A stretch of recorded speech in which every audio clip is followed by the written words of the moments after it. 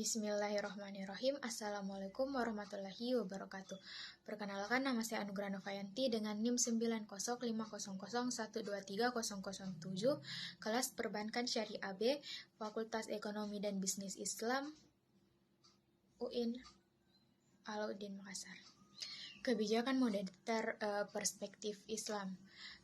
Yang pertama saya akan bahas adalah definisi dan konsep kebijakan moneter. Kebijakan moneter adalah kebijakan yang dilakukan oleh Bank Sentral untuk mengendalikan jumlah uang beredar dalam perekonomian guna mencapai stabilitas harga, mengendalikan inflasi, dan mendorong pertumbuhan ekonomi.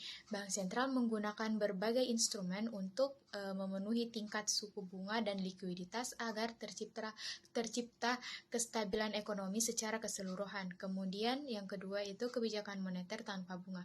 Dalam ekonomi Islam itu kebijakan moneter diterapkan tanpa menggunakan instrumen berbasis bunga karena riba itu dilarang dalam syariah. Sebagai gantinya, sistem moneter Islam menggunakan pendekatan berbasis akad yang seperti jual beli atau sewa bagi hasil serta instrumen-instrumen keuangan seperti sukuk dan sertifikat wadiah yang sesuai dengan prinsip keadilan dan larangan.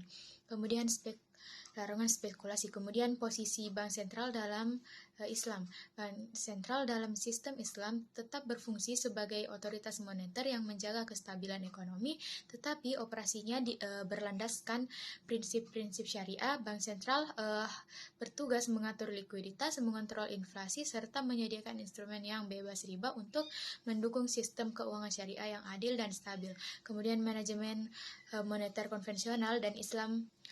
Manajemen moneter konvensional bergantung pada suku bunga untuk mengatur uang beredar, sedangkan dalam Islam manajemen moneter dilakukan tanpa bunga dan diganti dengan mekanisme syariah.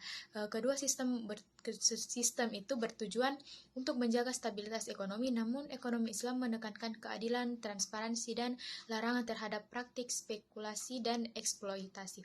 Kemudian instrumen moneter konvensional dan Islam.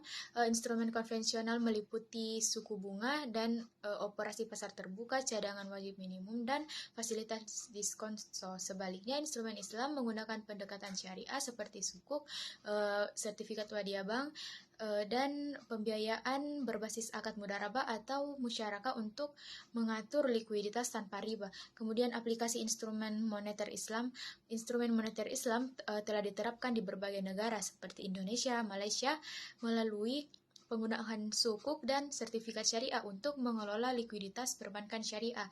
Negara-negara dengan sistem keuangan syariah penuh seperti Iran dan Sudan juga mengembangkan instrumen khusus seperti sertifikat musyarakah untuk menggantikan instrumen konvensional yang berbasis bunga. Sekian yang bisa saya jelaskan secara singkat, kurang dan lebihnya mohon dimaafkan. Wassalamualaikum warahmatullahi wabarakatuh.